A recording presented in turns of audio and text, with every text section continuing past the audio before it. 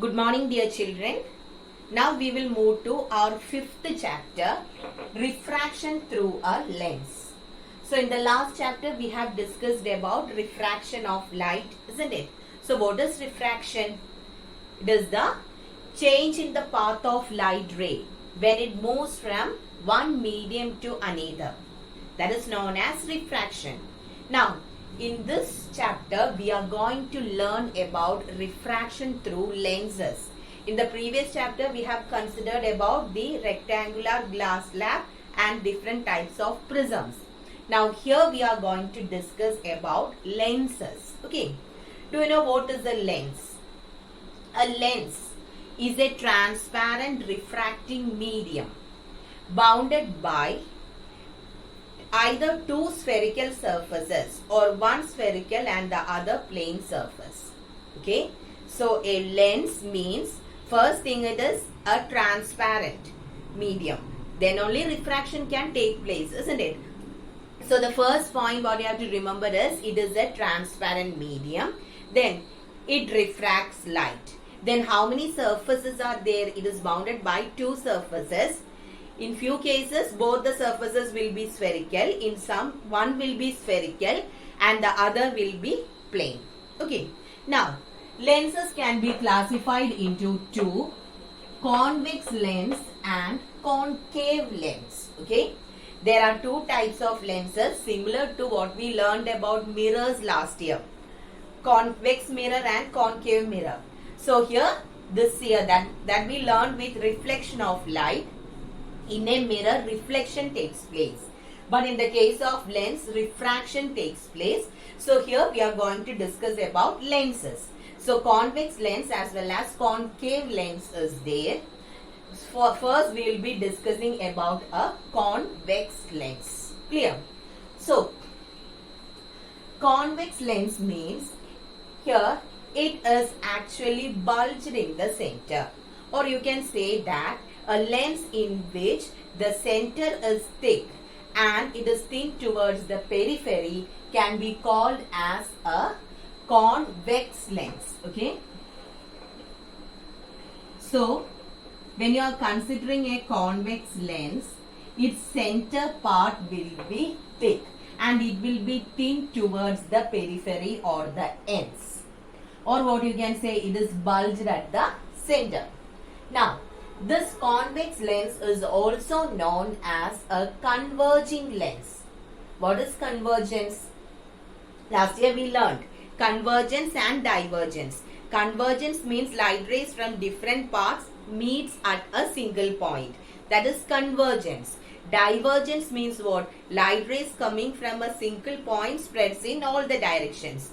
So, when we are considering a convex lens, it is also known as a converging lens. The reason is the light rays passing through this lens will converge or meet at a point. Now, there are three types of convex lenses. Okay, we are having three types of convex lenses. First one is biconvex. Okay, biconvex, equiconvex or double convex. These three names are given for the same thing. Bi, equi or double convex. So this is a convex lens. Biconvex lens. Bi stands for two, isn't it? So here both the sides are spherical and this can be considered as a biconvex or equiconvex or double convex lens. Convex lens. Okay. Then the second one is plano-convex. Plano means one side will be plane and the other side will be spherical. So here the first portion, I will draw the first part. Then the second part will be plane.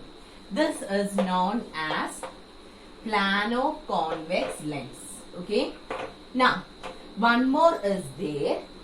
In that first portion will be from this, that is convex, and the second portion will be from the concave.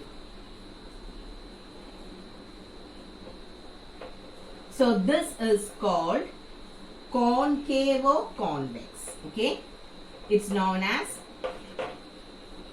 concavo-convex. So these are the three different types of convex lenses. Once again, first one is biconvex or equiconvex or double convex lens. So you can see that both the sides are spherical. Then second one is plano-convex. One side is from our lens, this convex lens, biconvex lens, and the other side it will be plane. So we will call it as plano-convex lens. And the third one is concavo-convex. Okay, it's concavo-convex, and here also the middle portion will be thicker than the periphery or the ends. So one side it is convex and the other side will be concave, and it is known as concavo-convex. Is it clear? And in this chapter we will be discussing about biconvex lens. This thing you have to know what it is, plano-convex as well as concavo-convex. So is it clear about convex lens? A convex lens converges the light rays which pass through it. Then it is bulged in the center, or what you can say, it is thicker at the center and thin towards the periphery. Three different types: biconvex, plano-convex and concavo-convex. Now the next one is about a concave lens. Okay, so now we will consider about a concave lens. A concave lens means its middle part will be thin and it will be thicker at the periphery. Just opposite. Okay, a concave lens will be thin at the center and thicker towards the periphery, or what you can say, it is bulged inward. In the previous case for convex lens it was bulged outward, here it is bulged inward. Okay, in the center. Then a concave lens diverges the light rays. So it is also known as a diverging lens. It diverges the light rays. Here also there are three types.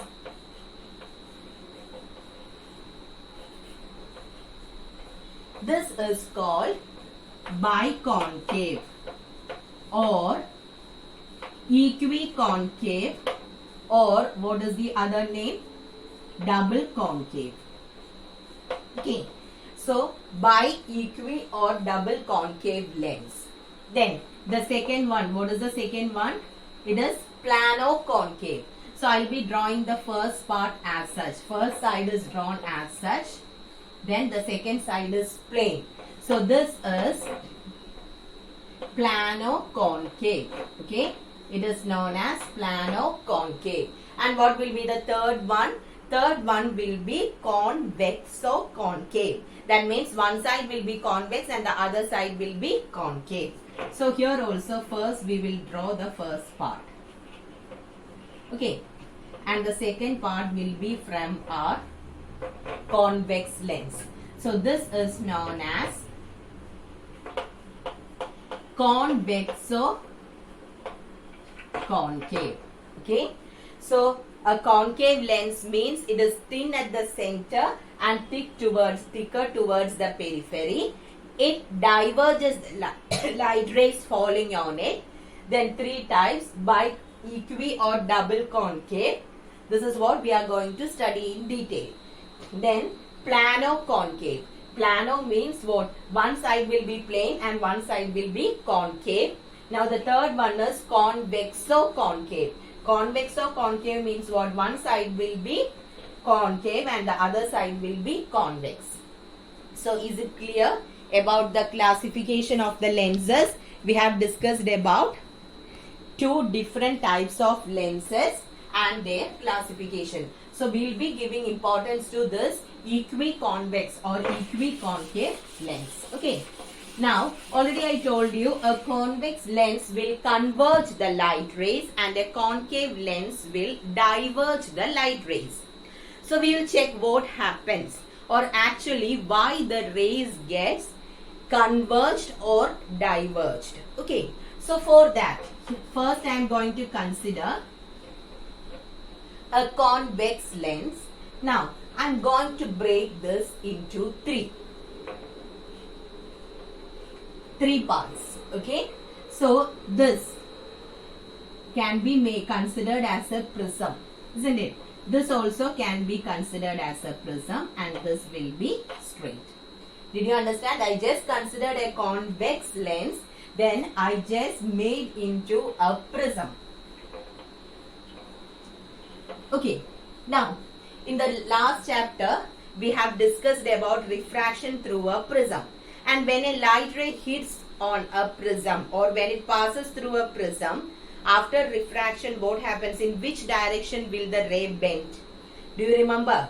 The ray always bends towards the base, isn't it? Did you notice that? In the case of refraction through a prism, the ray always bends towards the base. So if I am considering this prism, if a light ray hits on it, in which direction will it bend? It always bends towards the base. So in this case, when a light ray hits on this, what happens? In which direction will it bend? It always bends towards the base. Here we have the base of the prism, so it bends like that, isn't it? And here, this is normal incidence. Here it is straight, so it goes straight. So now you can see the rays meets at a point, that is convergence takes place here. So in order to show that how the rays gets converged by a convex lens, we are dividing the lens into three parts. Okay, so I got three prisms and a rectangle there.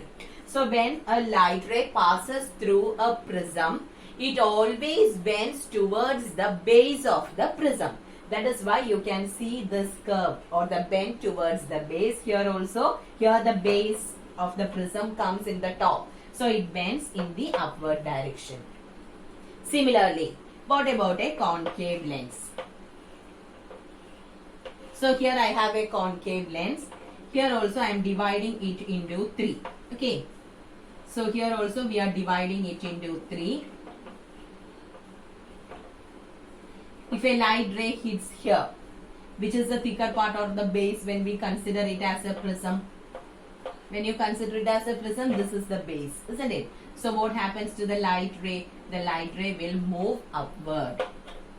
Here also the light ray moves upward. Okay, and here it will go straight. So that is what you have to remember. Okay, so is it clear? Actually, it should go through this surface. Okay, not through the top of this, through here.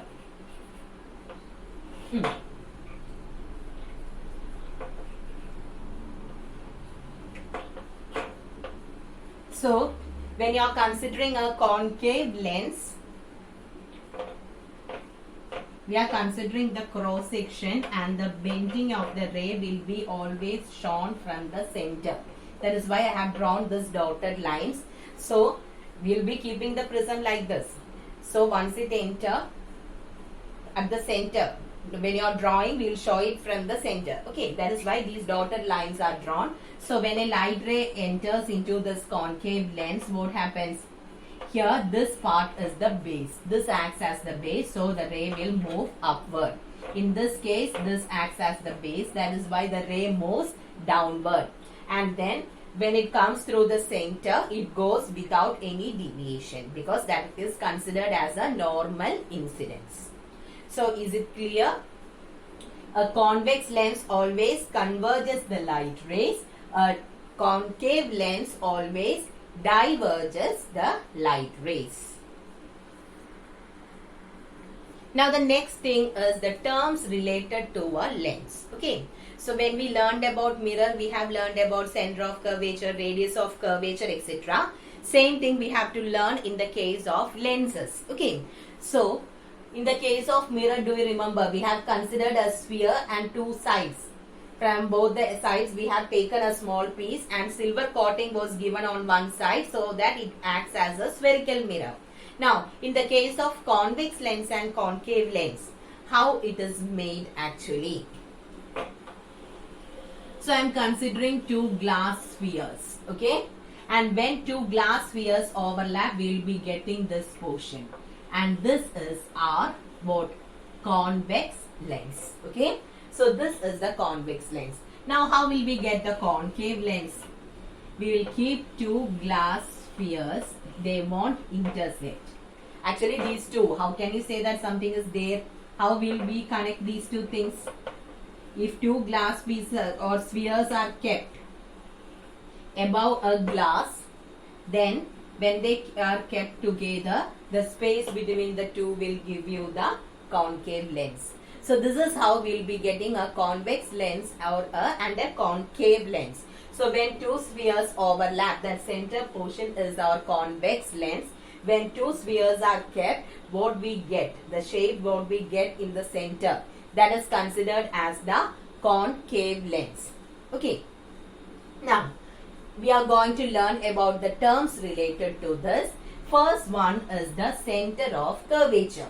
Now, when we learned about a mirror, we had only one center of curvature because only one side of the mirror was reflecting side and the other had the silver coating. But in the case of a lens, both the sides are refracting surfaces, isn't it? It is a transparent medium and both the surfaces are refracting surfaces.